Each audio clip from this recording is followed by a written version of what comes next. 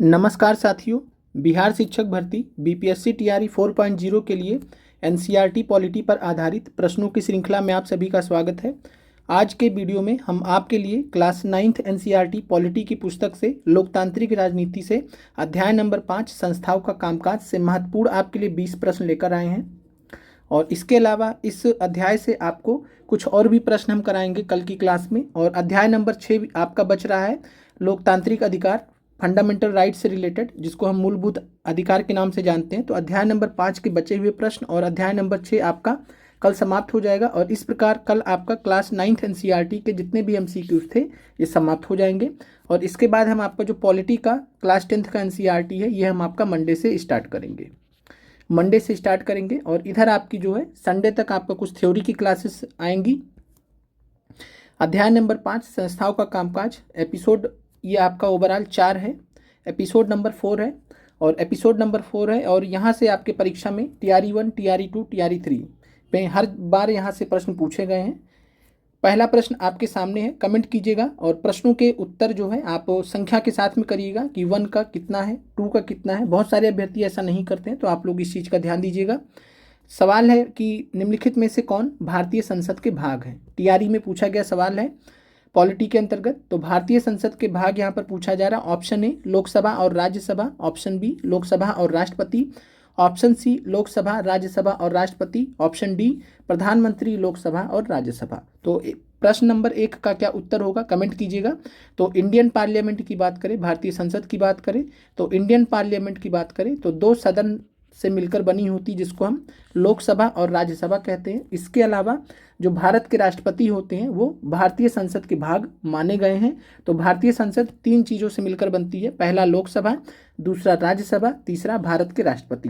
भारत के राष्ट्रपति संसद के अभिन्न अंग क्यों हैं, भारतीय संसद के भाग क्यों हैं? क्योंकि बिना राष्ट्रपति के मंजूरी के, बगैर राष्ट्रपति के हस्ताक्षर के कोई भी विधेयक, कानून नहीं बन सकता है, कोई भी बिल, एक्ट नहीं बन सकता है, कोई भी विधेयक, कानून नहीं बन सकता है जब तक राष्ट्रपति साइन नहीं करेंगे। तो इसलिए राष्ट्रपति को भारतीय संसद का अभिन्न हिस्सा माना गया है। तो पहले नंबर प्रश्न का जो राइट आंसर है वो हो जाएगा सी, लोकसभा, राज्यसभा और राष्ट्रपति। लोकसभा और राज्यसभा का काम क्या होता है, तो विधेयक को पारित कराने की प्रक्रिया यहाँ पर होती है। चलिए आगे बढ़ते हैं। अगला प्रश्न है, राष्ट्रपति निम्नलिखित में से किस सदन के सदस्य होते हैं? आपको बताना है कि राष्ट्रपति निम्नलिखित में से किस सदन के सदस्य होते हैं। लोकसभा, राज्यसभा, राज्य विधानसभा, एक से अधिक या नन ऑफ दिस। क्या आंसर होगा इस प्रश्न का? तो राष्ट्रपति की बात करें तो राष्ट्रपति जो है संसद के भाग तो होते हैं, लेकिन जो है बात करें तो ये जो है संसद के किसी भी सदन के सदस्य नहीं होते हैं, संसद के किसी भी सदन के सदस्य नहीं होते हैं। तो इसलिए यहाँ पर राइट आंसर आपका नन ऑफ दिस हो जाएगा। तो दूसरे नंबर प्रश्न का राइट उत्तर क्या हो जाएगा, नन ऑफ दिस। अगले प्रश्न पर चलते हैं, संघ की कार्यकारी शक्ति किसमें निहित होती है? आपको बताना है कि संघ की कार्यकारिणी शक्ति जो होती है, एग्जीक्यूटिव पावर ऑफ स्टेट जो है किसमें होता है। ऑप्शन ए प्रधानमंत्री, ऑप्शन बी राष्ट्रपति, ऑप्शन सी संसद या एक से अधिक। क्या आंसर होगा तीसरे नंबर प्रश्न का? तो संघ की कार्यकारी शक्ति जो होती है, अनुच्छेद 53 में इसके बारे में बताया गया है। अनुच्छेद 53 आपको मालूम है किससे रिलेटेड है, भारत के राष्ट्रपति से। तो संघ की कार्यकारी शक्ति जो होती है वो अनुच्छेद 53 के अंतर्गत भारत के राष्ट्रपति में निहित होती है। भारत के राष्ट्रपति की बात करें तो राष्ट्रपति जो है राष्ट्र अध्यक्ष होते हैं। राष्ट्र अध्यक्ष का मतलब है हेड ऑफ स्टेट होते हैं, हेड ऑफ स्टेट होते हैं और औपचारिक रूप से ये सबसे बड़े अधिकारी होते हैं देश के। अगला प्रश्न है, निम्नलिखित में से कौन सरकार का प्रमुख होता है? चौथा नंबर प्रश्न है कि निम्नलिखित में से कौन सरकार का प्रमुख होता है, हेड ऑफ गवर्नमेंट। अब यहाँ पे आपसे हेड ऑफ गवर्नमेंट पूछा जा रहा है कि गवर्नमेंट का हेड कौन होता है। राष्ट्रपति, प्रधानमंत्री, उपराष्ट्रपति कौन होते हैं सरकार का प्रमुख? तो सरकार का जो प्रमुख होता है उसे हम प्रधानमंत्री के रूप में जानते हैं। तो राइट आंसर चौथे नंबर प्रश्न का बी है, प्रधानमंत्री। अगला प्रश्न आपके सामने है, प्रथम पिछड़ा वर्ग आयोग की अध्यक्षता किसके द्वारा की गई थी? तो टीआरई में पूछा गया सवाल है, प्रथम पिछड़ा वर्ग आयोग की अध्यक्षता किसके द्वारा की गई थी? प्रथम पिछड़ा वर्ग आयोग की बात करें तो 1953 में इसका गठन किया गया था। राष्ट्रपति के द्वारा एक आदेश के माध्यम से जो है 1953 में प्रथम पिछड़ा वर्ग आयोग की गठन किया गया था।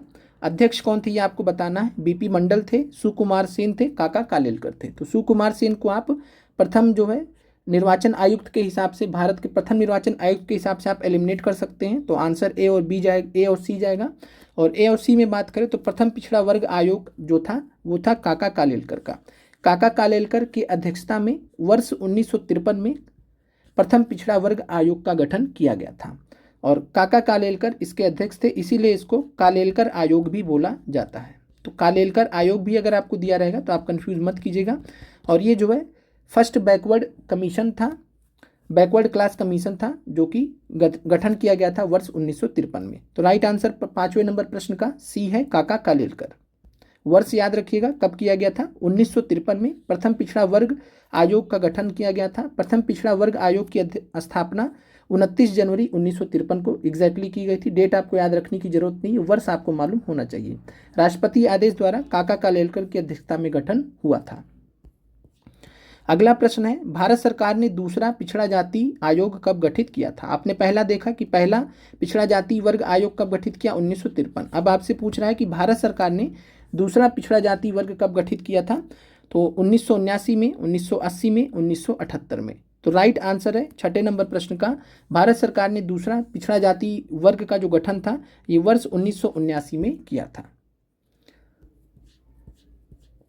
अगला प्रश्न है, 1979 में गठित दूसरे पिछड़े वर्ग जाति आयोग के अध्यक्ष कौन थे। तो आपको बताना है कि 1979 में गठन हुआ था दूसरे पिछड़े जाति आयोग का, और इसके अध्यक्ष कौन थे। सेकंड बैकवर्ड क्लास कमीशन के अध्यक्ष कौन थे, दूसरे पिछड़े वर्ग जाति आयोग के अध्यक्ष कौन थे 1979 में जिसका गठन किया गया था। तो इसका जो अध्यक्ष थे आप नाम से याद रख सकते हैं, मंडल आयोग इसको कहा जाता है, मंडल आयोग कहा जाता है। और इसके जो अध्यक्ष थे वो थे बीपी मंडल। तो राइट आंसर यहाँ पर है बीपी मंडल। एक बार कमेंट कीजिएगा आप कि बीपी मंडल जो है भारत के किस राज्य से संबंधित थे। तो 1979 में गठित दूसरे पिछड़े जाति वर्ग आयोग के अध्यक्ष कौन थे, बीपी मंडल। राइट आंसर सी हो जाएगा। दूसरे पिछड़े जाति वर्ग आयोग की बात करें तो मंडल आयोग भी कहते हैं बीपी मंडल के नाम से। और मंडल आयोग ने अपनी सिफारिशें सरकार को कब दी थी, कब प्रस्तुत की थी, तो वर्ष 1980 में। या अपनी रिपोर्ट कब प्रस्तुत की थी सरकार को, तो मंडल आयोग ने अपनी रिपोर्ट 1980 में सरकार को सौंपी थी। अगला प्रश्न है कि मंडल आयोग के द्वारा सरकारी नौकरियों में सामाजिक और शैक्षिक दृष्टि से पिछड़े वर्गों के लिए कितने फीसदी आरक्षण देने की सिफारिश की गई थी। 30% आरक्षण, 27% आरक्षण या 32% आरक्षण। तो मंडल आयोग के द्वारा अगर हम बात करें तो 27% जो है रिजर्वेशन की बात की गई थी सरकारी नौकरियों में सामाजिक और शैक्षिक दृष्टि से पिछड़े वर्गों के लिए। तो राइट आंसर यहाँ पर बी है 27%।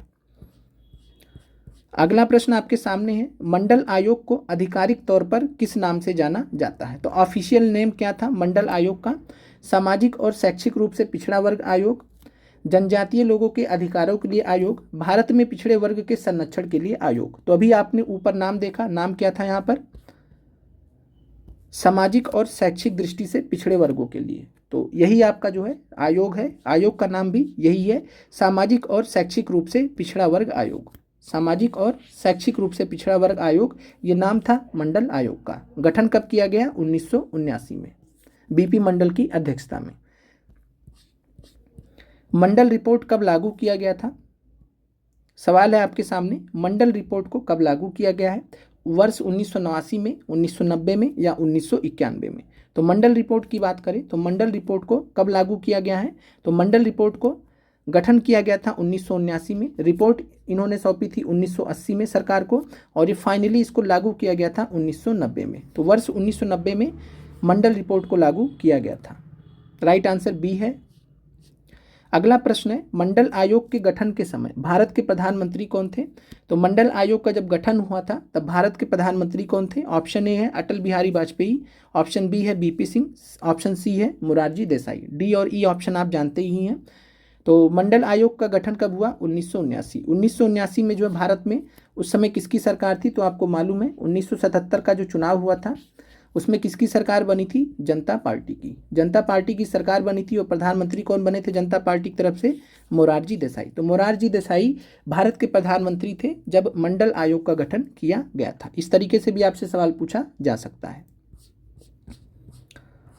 फिर अगला प्रश्न है, मंडल आयोग की सिफारिश लागू होते समय भारत के प्रधानमंत्री कौन थे?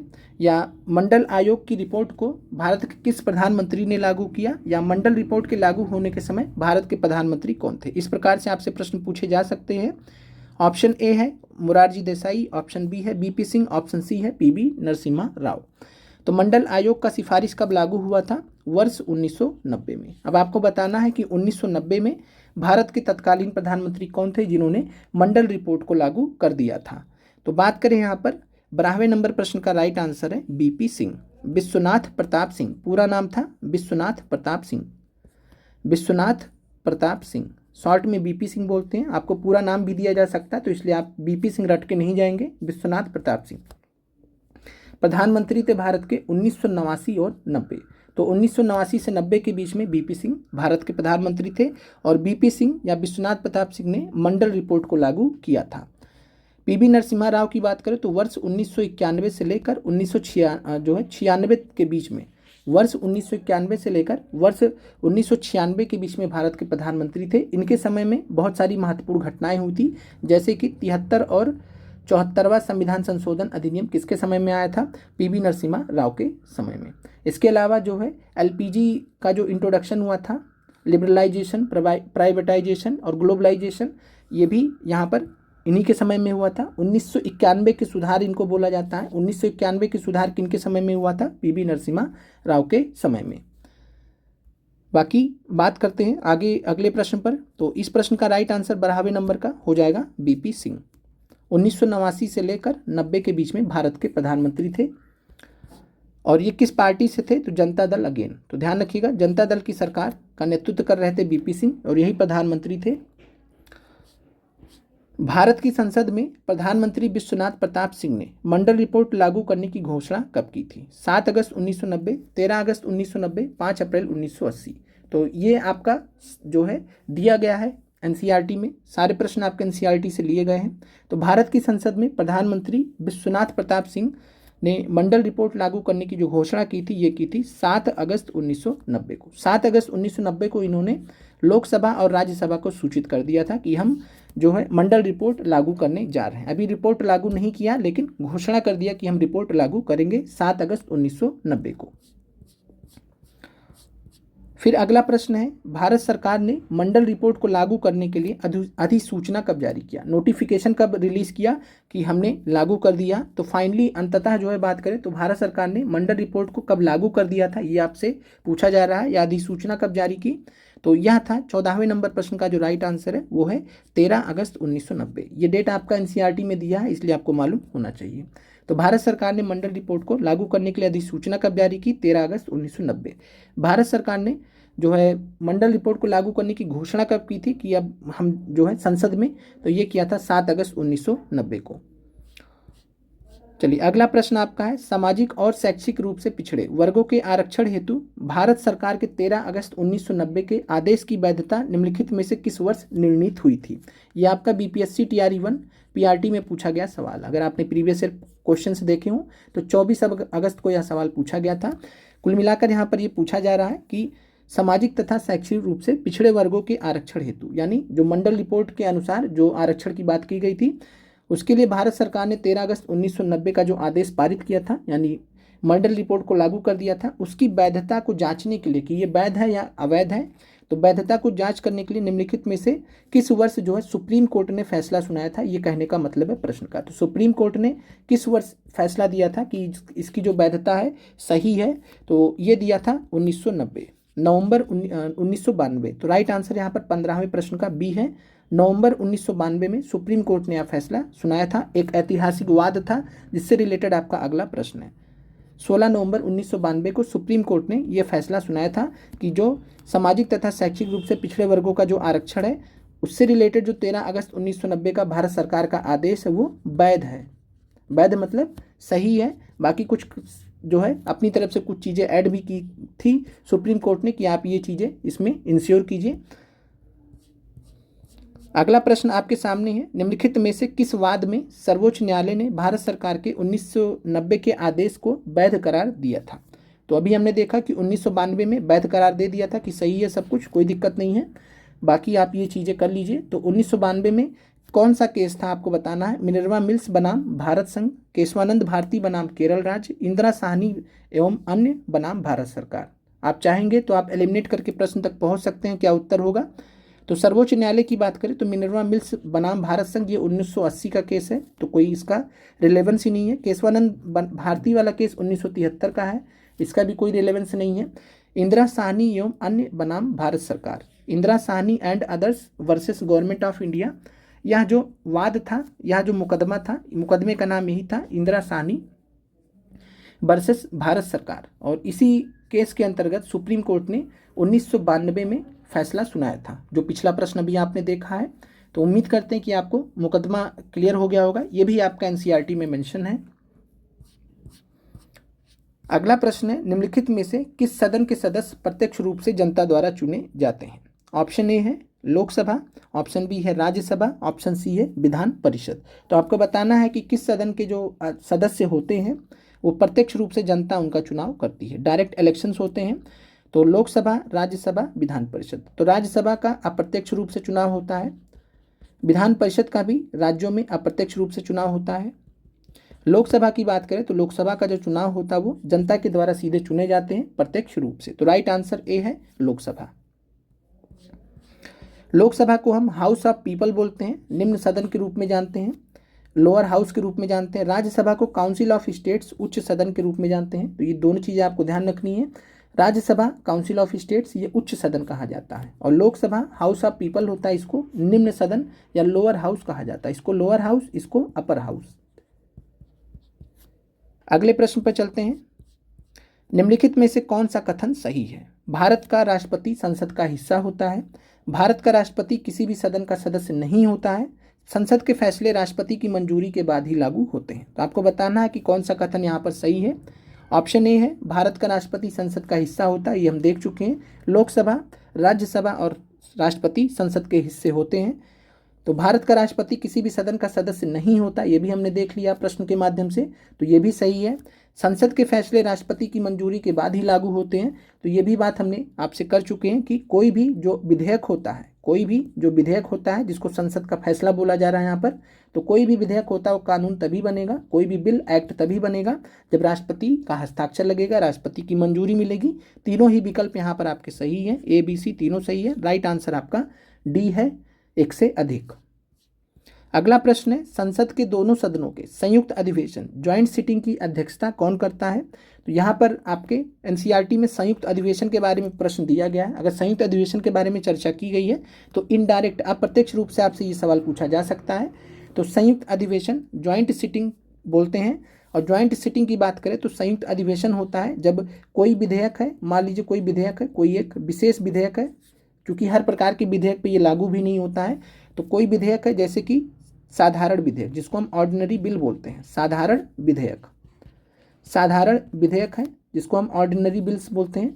तो ऑर्डिनरी बिल है मान लीजिए, अब उसको लोकसभा और राज्यसभा में गया, अब हुआ क्या कि लोकसभा और राज्यसभा में जमा नहीं, बना नहीं, और लोकसभा और राज्यसभा में जो है कुल मिलाकर पारित नहीं हो पाया। लोकसभा ने तो पारित कर दिया लेकिन राज्यसभा ने उसको स्वीकार नहीं किया, या राज्यसभा ने उसको पारित नहीं किया, तो कुल मिलाकर बिल में जो है डेडलॉक हो गया। डेडलॉक का मतलब है बिल पारित नहीं हो पा रहा। तो ऐसे केस में क्या होता है, ज्वाइंट सिटिंग का कॉन्सेप्ट है कि अब लोकसभा और राज्यसभा दोनों के सदस्य मिलकर बैठेंगे, एक साथ में अब इसका चुनाव करेंगे, मतलब अब मिलकर डिसाइड करेंगे। तो एक मौका होता है और इसी सिटिंग को हम ज्वाइंट सिटिंग बोलते हैं, जिसमें लोकसभा और राज्यसभा दोनों के जो सदस्य होते हैं पार्टिसिपेट करते हैं।